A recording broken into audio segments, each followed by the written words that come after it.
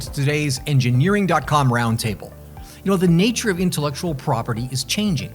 For designers, scientists, and engineers, innovation can have widely different meanings, from a novel way to combine carbon atoms into a molecule for the pharmaceutical industry to a control algorithm for an interplanetary spacecraft. Now, once the concept of novelty and innovation, well, those things were simply defined in legal terms, and the methods for protecting innovation were clearly defined. Today, it's more complicated. Not only is the concept of innovation more nuanced, but the very nature of information is also in play. How much of a human genome is patentable? How much of a copywritten algorithm is defensible? Can artificial intelligence be assigned a patent? You know, the stakes have never been higher, and the difficulties in keeping proprietary information away from competitors has never been more challenging.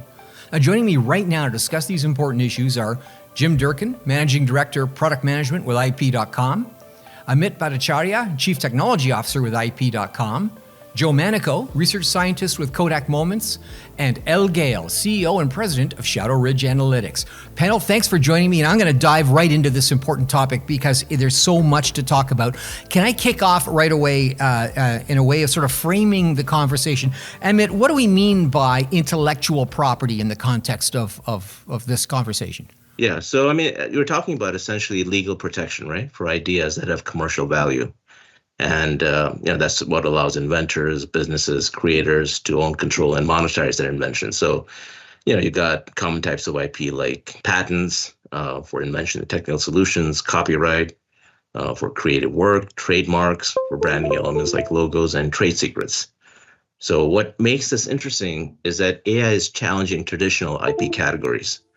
So if an AI system helps create a product design or generate new ideas, does that fall under patents, copyright, or something else entirely? And so the boundaries of IP are really shifting, and businesses are learning how to adapt using a layered approach, kind of mixing patents, trademark, and copyright to protect their innovations. Yeah, Jim, it's we think of it from our perspective, engineering.com, of course, from a technical aspect, engineering, science, some computer science. IP could be a screenplay. It could perhaps be the way a cinematographer sort of composes a shot. It could be a segment of genetics that are created by a recombinant DNA process, or it could be the shape of a fender in a new car. Are there any similarities between these various areas, or does each one of these industries have a widely different way of thinking about the protection issue? Well, I do think they're similar in the sense that they're all governed by the same patent laws. So we have a uniform set of patent laws here in the United States that apply to all different categories of invention.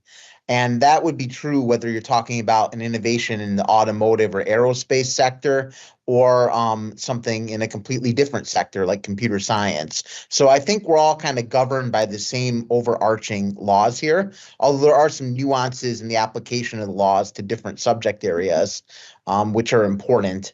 I believe that would be one way in which all of them are the same. Yeah. El, do innovators know that they have innovated or created something that they need to protect immediately, or does that happen after their innovation is attacked, or is there a light bulb moment that you notice? Well, certainly with new entrepreneurs, they tend to not know or understand when they have an invention that needs protected. So it's definitely something as like consultants or startup studios, the realm I work in, intellectual property management and intellectual property knowledge really is essential in our communication strategy and our consulting strategy. Really, companies need to understand that the cornerstone of their business or the foundation of their business really is their intellectual property, whether it is a patent or a trade secret or a combination of both. I spent a long time with a company yesterday really just diving into what trademarks are and when it's valuable to pursue federal protection for a trademark and when it's not. So there's certainly a broad range of knowledge, but for new entrepreneurs or new businesses, it's something that definitely needs coached on. Yeah, Joe, you're at Kodak Moments, so you work for a firm that was spun out of an industrial titan, a Titanic organization, and a firm, of course, that had limitless amounts, or effectively limitless amounts of sort of legal horsepower that could protect innovation. And let's face it, Kodak was innovating, 130 years ago, 140 years ago. So it's when you work in a firm that's spun out of a very large firm, do you take that tail of sort of legal capability with you, or do you find yourself in an environment where it's like a startup or like a medium-sized firm? Well, it has aspects of both, because we do have the legacy processes, and we did inherit a lot of the intellectual property when the company was split off. So we punch above our weight in terms of intellectual property, just because of history and the staff, and it's our culture. But the one thing I have to convey to engineers is the conceptual understanding of patents. It's odd that most engineers I work with have no experience with intellectual property. It's not part of the curriculum usually, so they come at it cold, thinking like patents are legal documents. I guess they're worth money. They don't really understand it. So I start with the basics and explain that patents are swords, not shields. They don't allow you, they don't protect your products at all. What they really do is allow you to stop somebody else from using your invention. So you really only have that kind of exclusionary control. It doesn't enable you to do anything. It just prevents other people from copying your invention. And that fundamental information is new information to most engineers, just the conceptual look at it all. Yeah. Elle, I have talked to engineers, entrepreneurs, startups, and sometimes they're reluctant to actually formally protect innovation out of fear that by doing so, they're gonna show their hand. And the competitors, of course, in the process of patenting will see what they're up to, and they're concerned about the ability to invent around it there. Do you see that kind of concern? Yeah, certainly. But where we kind of draw the line on whether or not we should pursue patenting or we should pursue trade secrets is really, can I take this thing and reverse engineer it? So if any time if it's like a mechanical invention, a mechanical engineer could take it apart and really understand how it works, then we always pursue the patent route. Whereas if it's very difficult to understand how a technology would work by looking at it or taking it apart, then we pursue trade secrets. So it isn't patent or nothing, but there is definitely a time when it is necessary to do so.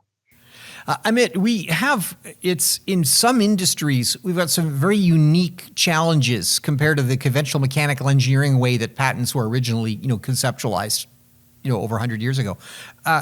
You can create a novel molecule in the pharmaceutical industry, or a novel type of adhesive or lubricant, for example. And it's the aspect of a molecule which is widely known or widely understood, maybe not really that functional. And you could add, say, a different functional unit to an existing molecule, and you have altered it. However, you may not have altered it in a way which could be considered novel or different enough from a legal standpoint. These are sort of finely nuanced kind of aspects of engineering and science that have to be tacked at this. Is there sort of a way in which that the research scientist or the engineer can know that they're getting into hot water, or that they're stepping over a line, or they might be infringing perhaps on someone else's IP before they actually do it, or spend a lot of money and effort going down that road? Oh, definitely. And that's where AI is really changing the game. Right? It's accelerating prior art searches, novelty analysis, freedom to operate assessments. Instead of waiting for weeks for legal teams to manually check the patents, the AI can scan in real time global databases and highlight what's novel, what's risky, what's already protected. And that's a huge advantage for R&D teams. They can adjust designs early instead of running into patent issues down the road. And the challenge is really just making sure AI isn't just producing data, but actually delivering actionable insights that teams can trust. Yeah. So AI, it keeps coming up, and it's going to keep coming up again and again in this process. Jim, it's, as I recall, tinkering in basement labs at university and thinking I'd come up with really novel, clever ways to do things like diffusion bonding. And inevitably there was a professor emeritus or an old guy or a lab tech who'd turn around and say, actually, Phillips did that in the 1960s. And if you go back and check the literature, you'll find that. And there was usually a core of people of experienced people, basically, who you could bounce an idea off from an engineering perspective, who could turn around and say, I don't think that's actually a novel way to do it, and that it's actually been done before. Is that where you think AI is going to go in this case? It's going to just be a matter of, well, even at the ideation phase, if you before you even begin development, you're just thinking of a concept of an idea, do you have to dive in and check the IP first? Well, you definitely do. And I think the AI helps with the democratization of that type of knowledge. So if you take your example of the expert who's aware that Phillips worked on something in the 1960s, when you use the kind of AI that we have developed at IP.com, we've developed our own custom semantic search engine. You can use that to uncover that sort of information without having the pre-existing knowledge of the fact that that document existed. So the AI is able to find the document, sort it by the relevancy to the query that you're putting into the system or the question that you have, and then give you the answer, even if you didn't have that prior knowledge. So I think that it's really a process of democratizing knowledge that the AI can assist with the most. One of the most important challenges that people face with AI is really having trust in the data, right? That's produced. So just because AI kind of spurts out all this prior art, how do you have confidence in terms of the results that are provided? And that's where it's important that we give them data in terms of why is this being presented, right? What are the differences, the similarities between your invention? And that's where with Compass AI, our engine that we built internally, we provide that level of insight to build that confidence with the users that the data that's being presented is something that's actionable. Joe, you're in the trenches. You're a research scientist, basically. You're right in there. Decades ago, when I was scratching around at university in metallurgy, material science, the amount of instruction I received in legal issues surrounding this was zero. It was absolutely, literally nothing. There was no instruction whatsoever on what to do when you get into industry, and that you're bumping up against this issue of either accidentally inventing something that already exists and is actually patented, or even using that process to try and a way to invent around something. What's your experience there? Is it still that way? Is it still a point where bright people like you just get thrown into a lab and they flip the switch? Well, we have a more sophisticated system that, because we've been using IP.com software from the beginning. I think I've had an account when it was in beta. And I'll sit down with the engineer, and at the first levels of his idea, because we want to do product clearances, and if anything's patentable, we want to file patents. Well, he can sit at my desk and describe his idea to me.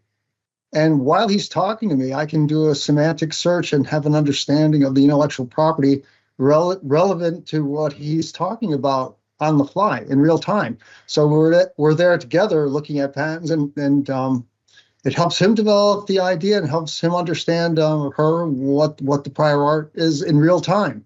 And I remember when I started years ago, it was, you'd have to have a patent number, and 2 weeks later you'd get a hard copy of the patent. And, you had really no idea what the prior art is or what was out there. I also had the very fortunate experience of being trained mentored by one of Kodak's top patent attorneys. Ray Owens, he has over 1,000 patents that he's responsible for. So I got quite an education over the last few decades working with a master like that, and it was an amazing experience. Elle, for firms that don't have that kind of benefit of Joe's mentorship and the organization behind him at this point, do they know they need services like yours to actually figure out what they're doing, or do they basically get into trouble and then remedially then pick up the phone and say, I got a problem here? Yeah, well, there's a reason why most startups fail. Is because they don't fully understand just the extent of how much their intellectual property is relevant to the value of their business. So we actually internally at Shadow Ridge Analytics, we've been using IP.com as well for a number of years. I think we were beta testers as well, which was super exciting. So our venture builders and our venture leads that go and create portfolio companies, and we spin them out and to tackle market market issues, IP.com is an essential tool that we utilize as part of our venture creation process. So we look at what the market is saying, what the market needs are, and then use IP.com to see what the prior art is and how can we ideate quicker to produce a solution that will actually address market needs. Mm-hmm. And who does that ideation? Is that something where they do they throw that in your lap, or is that something where you kind of guide them through the forest? Yeah, well, luckily not so much anymore. I don't have to do as much as the day-to-day. But we have what we call our venture leads. So those are our market experts. Some firms use like the term entrepreneur residence or something like that, where we have experts in the field that may have had, an exit before they've created multiple startups. So there are our experts to whatever markets that we're pursuing. And then we have our venture builders that work under them. These are our more analysts that are first starting out in the space. And those are the ones that we're training on IP.com so that they can help our venture leads conduct due diligence and form companies. Actually, this is a question which might be relevant to all four of you then. It's what do engineering, science-related firms understand enterprise value in the context of the IP? How much of the enterprise value is actually imbued in the IP? Legacy companies, of course, have a large portfolio, and it could be considerable.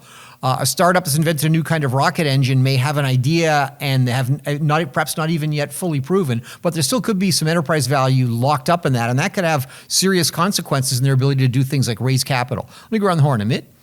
I would say it depends. Some engineering firms see IP as a strategic asset, right? While others might treat it as a legal formality. The firms that truly understand the enterprise value IP kind of use it as a competitive differentiator, leveraging the patents, trade secrets, proprietary technology to secure funding, drive partnerships, block competitors. They recognize that a strong IP portfolio can really increase company valuation, attract investors, create licensing opportunities. On the other hand, many engineering firms are strictly focused purely on R&D and product development. It's kind of seeing patents as just another step in the process rather than a business tool. So the challenge is really bridging that gap, right? How do you help engineers and leadership see that IP is not just about protection, it's about creating long-term enterprise value?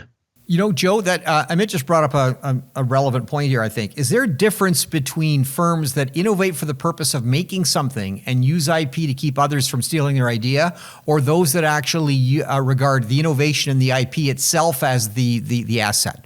Something they can sell or trade? Well, usually companies like that, like something like an IDO, they're usually on commission where they're working for somebody. But I think most companies that are involved in generating IP are also interested in generating products too. They're not doing it a la carte for other people. And it's an expensive proposition to file intellectual property, so you really want to get it right. I know the average in the United States is a 40% issuance rate, and because of IP.com, doing our own internal searches, prior art searches, we've over doubled that rate. So there's another thing too. If you do put the effort in, you want to get the results out. There's no reason to file a patent if you don't think you're going to get it, or if you're in doubt that you're going to get it. Jim, what's your experience in this? Is it a similar kind of example? Do individuals who do they know they need a patent and say this is going to be expensive? I need a cheaper way to do this. How does it work? I think a patent confers certain protections to you in terms of being able to have a limited monopoly right over your invention that there's really no other way to get. Now, there are other ways to help, for example, secure your freedom to operate. Like at IP.com, we operate the world's largest prior art database where we let companies defensively publish, which is for technologies that they choose not to patent. They can publish and prevent others from being able to patent that technology. So there's other ways that you can protect your technology broadly construed. But the patent confers certain rights, and you have to be willing to put up the expense to get those rights. And on average, it can cost like around $50,000 now to prosecute a patent in the US.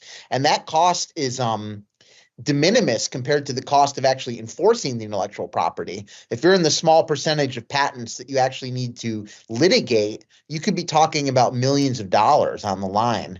So it's really a high stakes game in terms of the patent world. Al, it sounds like it is a high stakes game, and it could be expensive upfront. Do innovative firms think about this early enough? Do they pick the phone up and call you up fast enough, or is this a situation basically? I mean, are they realistic about what it's going to cost and how long it will take in the long run? I think companies sometimes underestimate the fact that the value of your patent is really only as good as your ability to make sure that nobody is infringing on it. So it's not just the initial upfront patenting costs, it's, protecting that IP should you have an infringer come along. So that's when it's really important to understand others' infrastructure around your business, like confidentiality agreements, who your partnerships are, NDAs, and that sort of thing, to make sure that you're mitigating or offsetting any potential fees or costs that are going to come along in the future from protecting your intellectual property. Elle, in my experience, going back some years in manufacturing, it used to be quite common to actually begin production of something while the patent was in process. And you'd often see the words patent pending, injection molded in the underside of that toaster. So there was an urge to get a product to market before you've even formally completed the process of defending that. Is that still true today? It certainly depends on the type of product, how easy it would be to reverse engineer. If you've already pursued a provisional patent, so you kind of already have that place in line before anybody else, or how confident you are that you have novelty in this space and that you will receive an issued patent. So there's definitely there's a risk involved, and it is a high stakes risk to put a product out on the market before it is protected, for sure. Amit, we've sort of nudged around the issue of prior art and the need to actually define that before you race ahead and start throwing a ton of money in development or an attempt to patent something. We've also talked about AI. And if AI is a wonderful thing, but AI is very, very context dependent. How you frame the question greatly influences the kind of answers you get. To what extent is in trying to determine prior art, does it require someone with a great deal of engineering or scientific experience to actually be able to frame the query correctly to get the right answer? I mean, I would say that they do need some level of expertise, right? And it depends, obviously, on the specific area that you're dealing with. I mean, if you ask AI a broad question, you'll get a kind of generic response. But if you refine the query using domain-specific language, you'll get more targeted and useful insights. So that's why expertise really matters. Somebody who understands the technical and legal nuances can kind of guide the AI towards better answers and then be able to analyze the prior art. So I would say that there is some level of expertise that is required when you're going through and analyzing the prior art that's returned by the AI to ensure that you're kind of moving down the right path. Joe, you work for a firm that spun out of a firm which was sort of second in the market with cameras that develop their own pictures. And there were some eyebrows raised at the time about how in the world did Kodak sort of get around this, what was perceived to be absolute airtight lock that Polaroid had on pictures developed themselves. But they did so. Is it a situation where you may have something which is truly patentable, but it's also something which could be invented around in a cost-effective way? So do you, as the person developing the technology, are you thinking about, we might need a portfolio of patents here to block defensively every way of doing it? There's a couple ways at that. One is you file a series of patents, or you go the Apple route where you write very verbose specifications, and then you file continuations and divisionals off the parent case. I know Apple's multi-touch patent, I think it has 100 offspring, so one patent yield over 100 different patents. So that's one approach. Another approach is with each new feature, with each new alternative, you file another patent. I like the verbose spec approach myself, because that seems to be what the large companies do, the technical companies do. Jim, how about code? And one thing that I've noticed over the years that surprises me is how much more and more the technology as I know it, which is hardware, machines, are more and more software defined.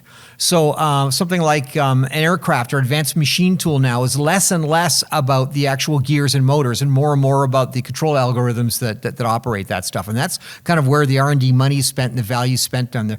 Is that if someone says, I've got a fairly generic machine, but the control source code is where the juice is, where the value is. Does that affect the way that they or you'd approach the patent issue?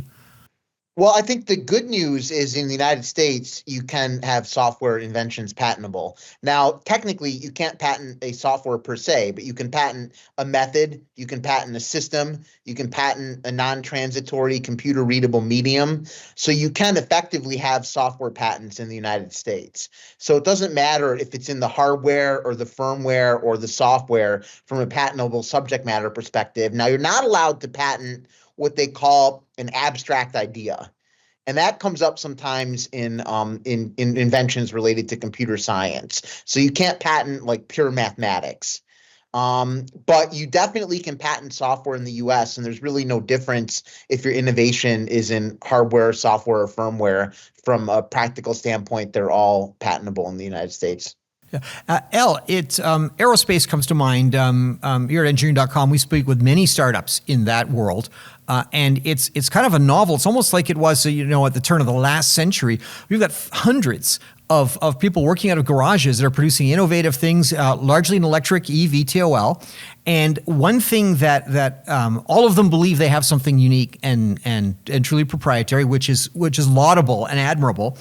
Many have looked at scaling the business and looked to things like military contracts as a way to scale the business. And everybody really, really would love to get that big DoD contract. They'd love to see the USAF in there and get interest from Lockheed Martin or Boeing. However, once you enter that realm, they often report to me, they said that we've been buried in paperwork. We have an entirely new range of problems here, everything from ITAR compliance to just whether or not that they've produced something which is potentially classifiable, which could actually ended up in the classification system. Do those things complicate the IP issue?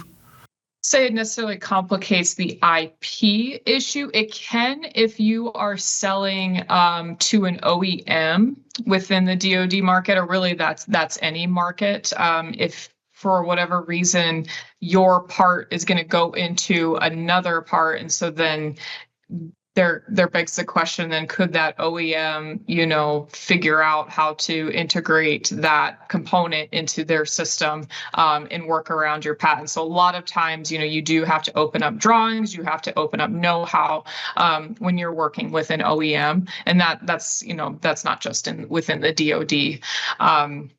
So that's where we see some intellectual property concerns come up. Another place where we see concerns is in that sort of technical data, handing over your technical data to the government. That happens quite a bit when our companies pursue SBIRs or OTAs or those sorts of things. And I personally haven't seen a major issue with the government taking your technical data and giving it to another company. I know it has happened, and that's why there's a major concern about it. But that's, handing over your technical data is probably the biggest IP issue or concern that I see when working within the DoD realm. Yeah. There have been, I'm aware of cases where a new technology is considered to be sufficiently sensitive that it entered the classification system and that it then required the firm to get permission from agencies in the DoD before they could then, say, subcontract with other firms or even sell on it. Is that kind of thing rear its head? Can you find yourself kind of in a box? Yep, it's really challenging to sell to the DoD or to sell to a government agency. You probably can't tell that I have a lot of gray hair, but I do, and that's mainly because trying to work with startups within the DoD market, though those compliance issues with ITAR or any sort of classification work, having to work in SCIFs and that sort of thing, it really eats into your company overhead and and the time that it takes to get your product to market. So understanding that and understanding the cash flow considerations that go into selling to the DoD is really important. I know that's not necessarily an IP issue, but that's where we really encourage our startups to work with primes and work with other OEMs if they are pursuing a military market. You usually then working as a subcontractor, the costs are not nearly as high sometimes as it is selling directly to the DoD. and understanding all of those programs of record and requirements and contracts and how all of that works is challenging. So that's when working with a prime is really advantageous. But again, the IP considerations thereof, you also do need to have a good handle on, because you are essentially opening up a lot of know-how to your OEM partner. Jim, it's in say, as example, electronics. In microelectronics, basically, it's typical to use catalog or off-the-shelf components, which are then arranged in a way in a circuit, which is novel and unique, which goes into, say, a proprietary motherboard, and now you have something which is clearly innovative and unique. In the mechanical engineering world, it's also possible to take standardized off-the-shelf components, which are sourced from suppliers, from vendors, and combine them in a way that produces, say, a novel mechanism. So you're using readily available components, and you find a new and clever way to do a conveyor belt that uses 10% less energy. What's the threshold of patentability? Where does it become IP at a point where you can turn around and say, all right, this is unique and it belongs to me, even though it's built out of the Lego blocks of other people's product? Well, there's really two key hurdles that you have to overcome in order to obtain a patent. One is called novelty, and the other is called obviousness. And for novelty, you need to find something that's different, in other words, not identical to the prior art. Sometimes it's said to be anticipated by the prior art if it's identical to the prior art. So if your arrangement of these off-the-shelf components is identical to something that was done before, you definitely can't get a patent. Now, if it's different, that's where it gets a little bit nuanced, because then the question comes up about obviousness. And that's whether a person having ordinary skill in the art would find it obvious. And that's really a more difficult kind of legal question. And it comes over combining different components together. So, for example, if one part of your invention is in one prior art reference and another part of your invention is in a different prior art reference, would it be obvious to combine those references is the question that gets asked. And that's what comes down to some legal analysis on different appropriate ways to combine different parts of the inventions that were done before. There's some standards set by the courts on how you do that. And that's a lot trickier of a question than the initial question, which is rather simple, which is it identical to something that was done before or not? So I would say obviousness is where there's the big fight at the patent office. Yeah. Joe, it's if you're developing something, you've got a blue sky idea essentially, and you do what we're talking about you should do, which is check the prior art early enough in the process before you invest a lot of time and money to go down that road at that point. What happens when you bump up against that hit where it's clear that yes, somebody 15 years ago did go down this route, basically, and they did establish IP in one form or another on an approach that you wanted to take? Where does sort of the path, does it bifurcate at that point? Do you always go back to the drawing board, or do you say, okay, basically, I'm going to switch my development approach from developing something truly novel and inventing around an existing patent? Well, in that case, you have the choice of waiting 5 years because it's 15 years ago. You could wait 5 years, but that's usually not what management wants to do. You can see if the patent is valid. Usually the first thing I do is I use IP.com to see if there's any uncited references, any really relevant uncited reference. That's my first step. And typical that I usually find uncited references. That's good to have in your back pocket. So it indicates that the patent might be invalid, number one, if there's really close uncited references. And if any of those references are expired, those are also good things to have too. And the next step is, if you're really concerned, if it's a big competitor, then you go to management and say, I think we need to get a license here if we want to go forward. Or you just discontinue the program, because you don't want to deliberately infringe somebody's patent, because it's treble damages and it's all kinds of legal costs and on and on. So it's good to know early on before you fill the warehouse with product, and only to find out that you really can't do it. Yeah. And let me loop back just for a second to Jim. There's a wide misconception that I've encountered amongst startups across America that first to invent confers some kind of legal advantage in terms of locking in the IP versus first to file. Well, it's understandable that there could be a misconception there because there was a change in the U.S. patent laws that occurred several years ago where we moved to what they call a first inventor to file system. So it no longer matters if you're first to invent. That used to matter, and it used to be an important consideration, and you could get into these disputes that were called interference proceedings where people had to try to prove who invented first, and that's all a thing of the past. So now it's first inventor to file. So it's literally a race to the patent office. Now you still have to be the inventor. You can't go steal someone's idea and file a patent application on it. But if you're a legitimate inventor, the one that wins the intellectual property rights is the one that gets to the patent office first. And that's the rule how it is in the US now. And that's consistent with many other countries. But it used to be a different rule. So I can understand how some people might be confused. Emmett, we've been talking about this strategically so that an early part of the innovation process now is to dive in and go look for that prior art to see what already exists. Should we be thinking about this possibly as a research tool rather than simply a legal mechanism that you have to go through before you innovate? Is this something where we could reconsider the way we think of innovation to one where you simply look around and see what's already been done, if for no other reason than to not go down that road? Well, you have to be careful about that also, right? Because if you start doing research and you find things that you don't disclose down the road, when you do patent it, that's going to come back to bite you.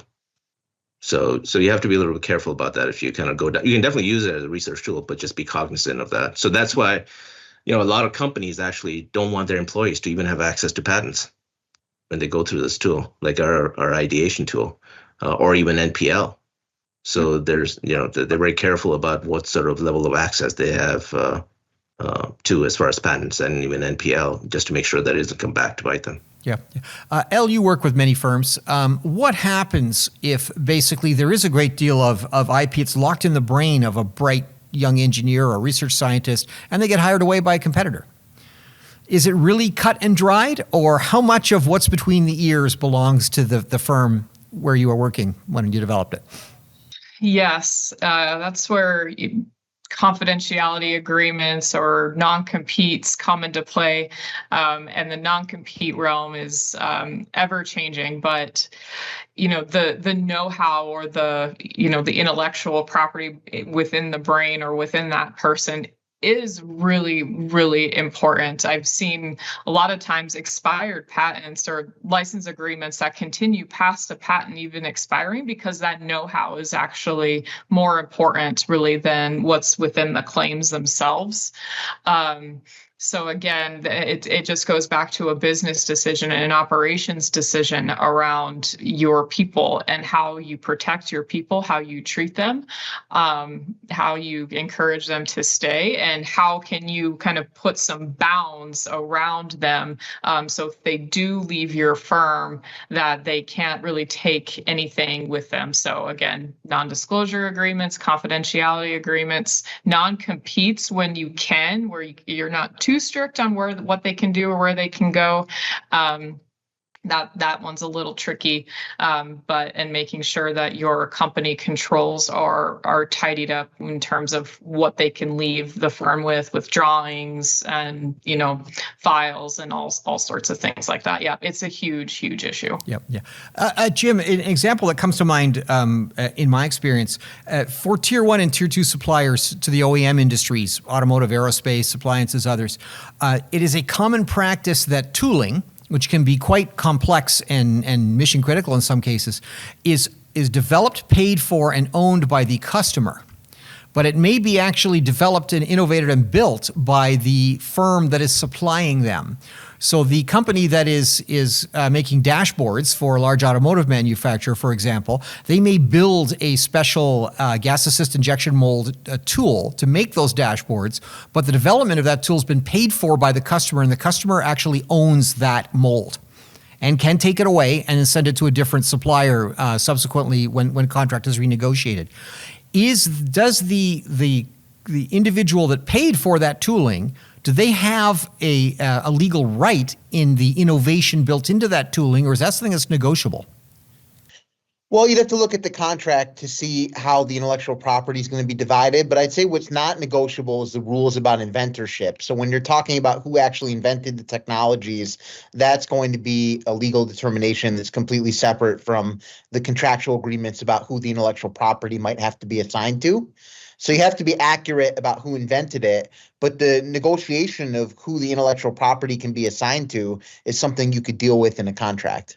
Joe, you're in the trenches here. When I worked in manufacturing, it was quite common that at the street level, at the machine shop level, there'd be some very clever innovations and new ways to do things, new forms of tooling, new forms of machinery, which were built in-house. Were very effective. And I know that the large OEMs actually, some of them have a system in which they will operate like a sweep crew or a trailer, and they will go through and find this stuff and then patent it out of the fear of what we're talking about. No, we've done that before. It doesn't matter what your role is in the company. I frequently have worked with machinists and shoulder to shoulder and helped them file patents. It doesn't matter where the innovation comes from. So in a well-run company, you look everywhere for it. And I like I said, I've had several patents from machinists that come up with some really innovative approaches to their job, and you just have to be aware of it. You just have to be aware of it and have a system in place that encourages people, recognizes. I usually sit down with employees and new people and explain, give them a little overview about patents, ask them about their ideas, and just to encourage you. You have to develop that culture where people feel free to engage you. I mean, we've been talking about sort of a very granular level looking at this problem, but I'd like to think about sort of on literally a global level. One trend that we're seeing, which is in engineering, is the globalization of the engineering process, the design and development process. Large firms originally were doing it. Now medium-sized firms are doing it.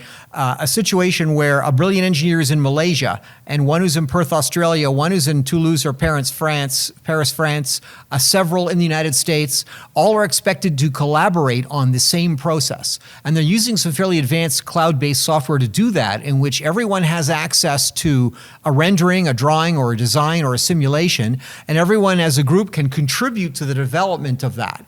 But access to it is, by necessity, distributed across the internet and across the world. But by the same token, every time you expand, of course, access to that, there's considerable risk that knowledge or that IP that you're creating is going to leak out, especially before you patent it. And what's the state of this sort of cloud-based or broadly distributed technology? Is this going to make this harder? Is it important to start earlier? Yeah, I mean, there are a few strategies, right, that you can use here, because balancing security with the global team really comes down to controlled access, having secure collaboration tools, clear IP policy. So for instance, first, you can have the role-based access control. So not everyone needs full visibility into every project. You can leverage secure cloud platforms with regional compliance to ensure that the data stays protected based on the local laws. There's clear agreements in place, right? Like NDAs, IP ownership terms. Some companies also use sandbox environments where AI tools can generate insights without exposing core IP. So the goal is really to kind of how do you collaborate without compromising on security and ensuring that the right people have access to the right information and nothing more. Al, how expensive is all this? One thing I've noticed is that the startups often have brilliant engineers, brilliant scientists, they produce incredible products, but I've yet to see one who actually correctly estimates how much it's going to cost to protect their innovation. Yeah, if you find one, let me know. It is extremely challenging and it's extremely costly. So again, going back to just first principles of like business formation and business creation, having that kind of built into your financial projections is really important, whether you're pursuing private capital or you're pursuing non-dilutive capital like SBIRs or that sort of thing. Being able to work through what your indirect cost rates are going to be and be able to justify early on why those rates may be higher than a newbie company coming in that, is just like accepting de minimis rates of like, well, now it's 15%, which is kind of nice, but it can really bog down your business if you don't understand kind of upfront the cost to protect your intellectual property or these sort of cloud-based secure solutions. They seem to be at least not as atrocious as I've seen before in terms of cloud-based solutions and the pricing thereof. But again, having an attorney on retainer to help review your NDAs or your confidentiality agreements, your IP agreements, and that sort of thing. If you have if you are a technology leveraged company, this needs to be baked into your indirect or your discretionary funds, whatever you want to use that term for. Sure.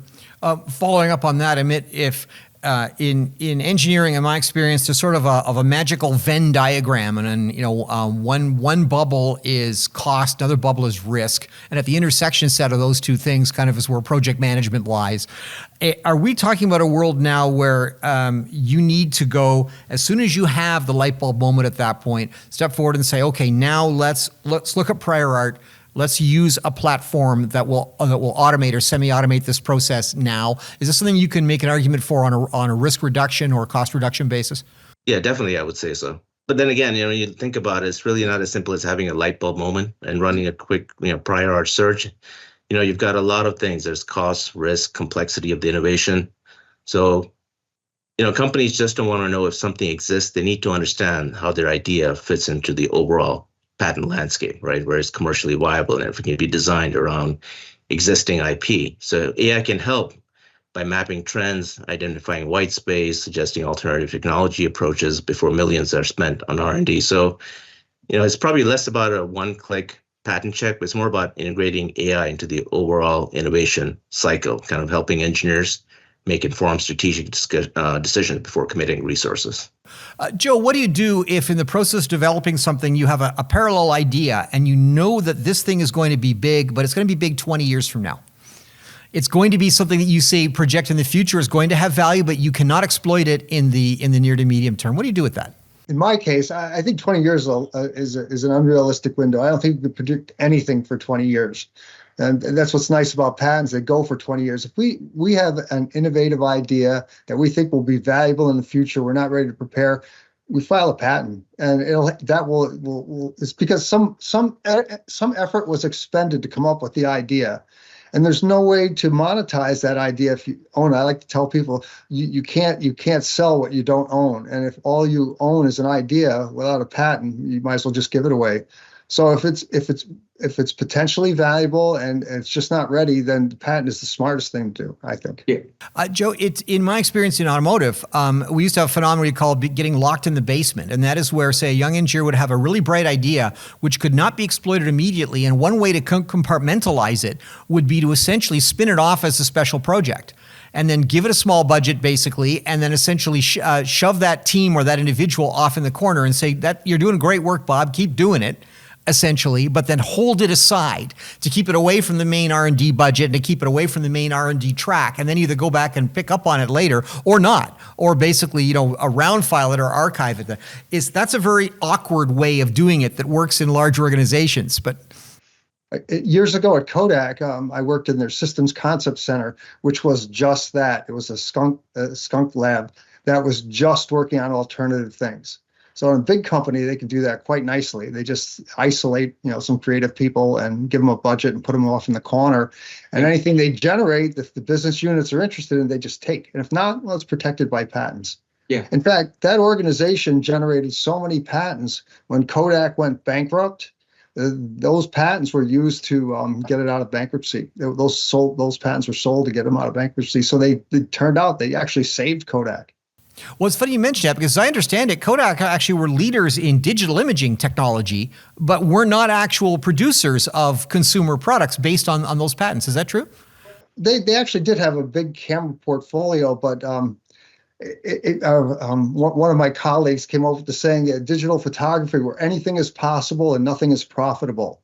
The transition from a consumable market to an electronics market is a big change. Those are totally different approaches to business.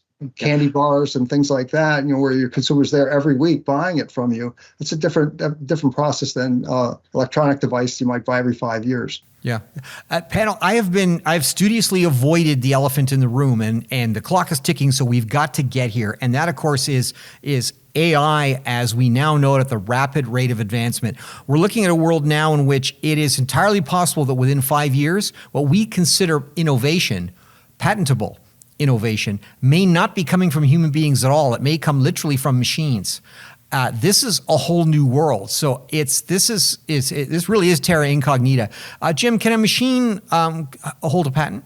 Well, the rule is that an AI cannot be an inventor in the United States. So that's kind of the short answer. The longer answer is that there's some dispute. Some people have tried to do it, file patent applications where the inventor is listed as an AI, and they've been rejected on the basis of inappropriate inventorship.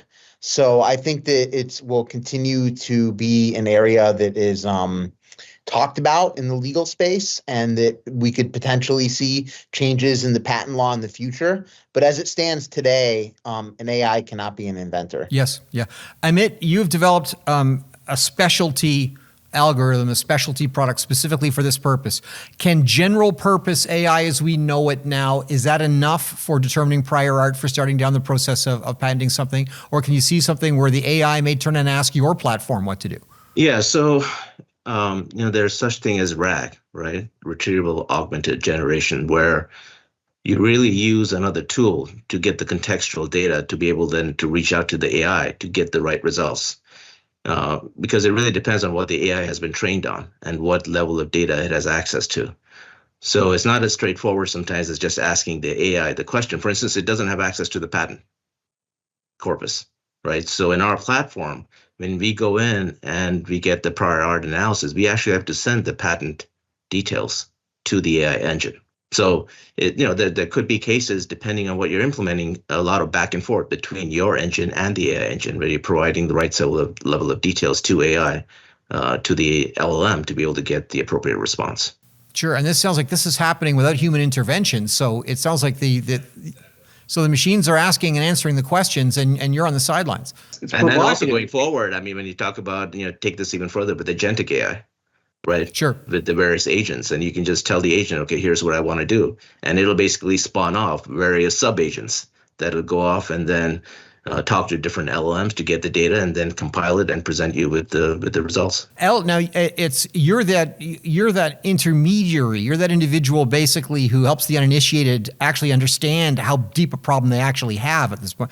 Is in this kind of AI-based world, is there going to be a machine or a human intermediary that has the light bulb moment that says, wait a minute, we're going down a path that we need to start thinking about protecting it now. We don't know how to do that.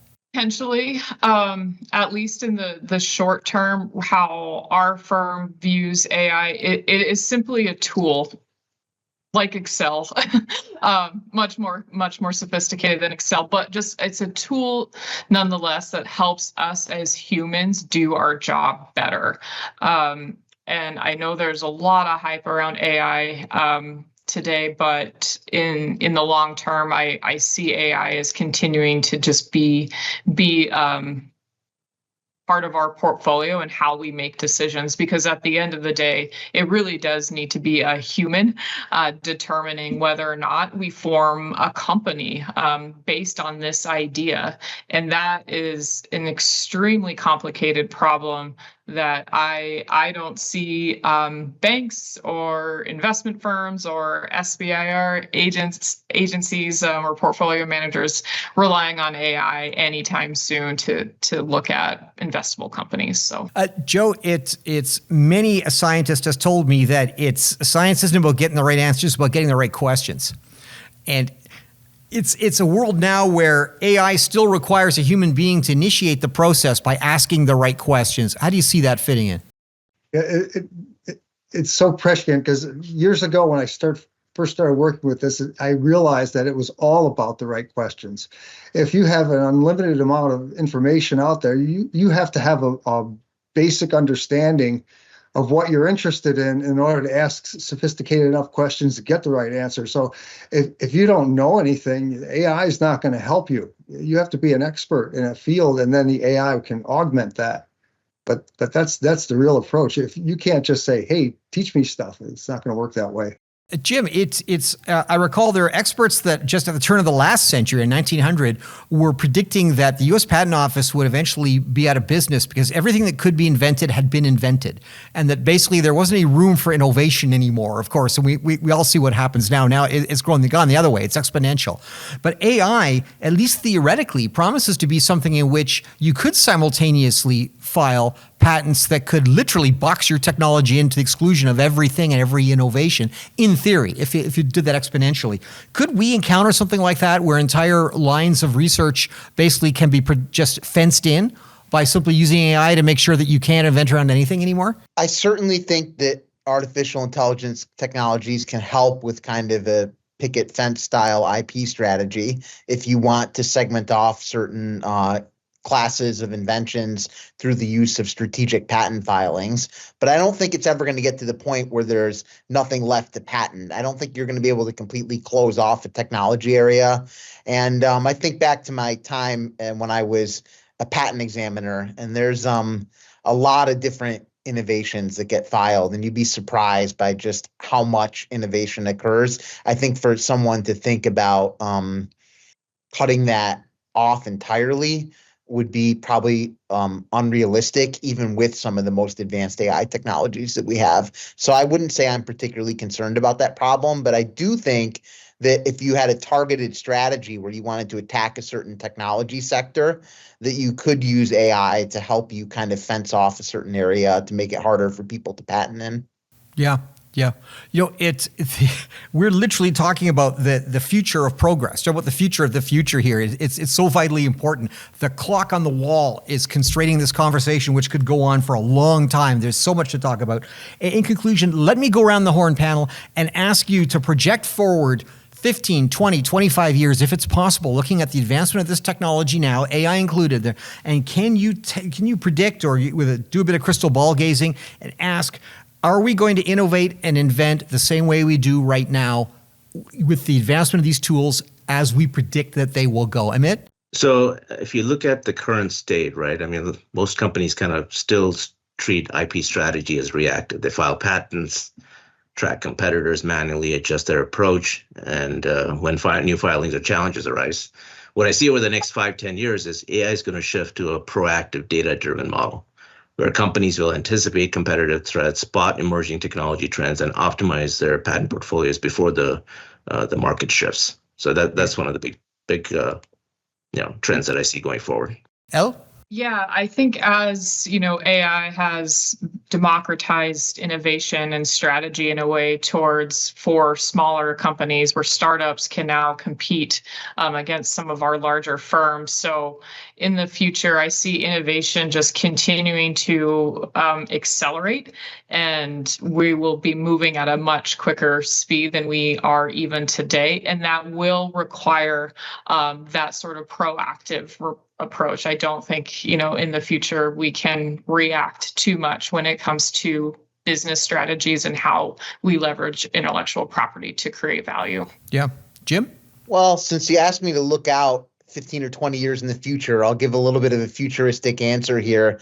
Some people have speculated that ChatGPT and technologies similar to that are early forms of artificial general intelligence.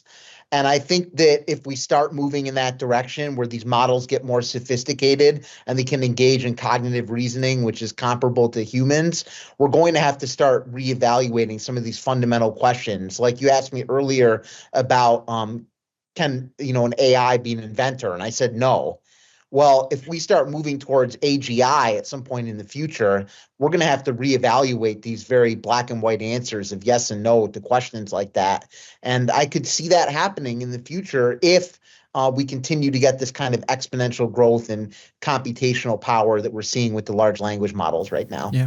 Joe?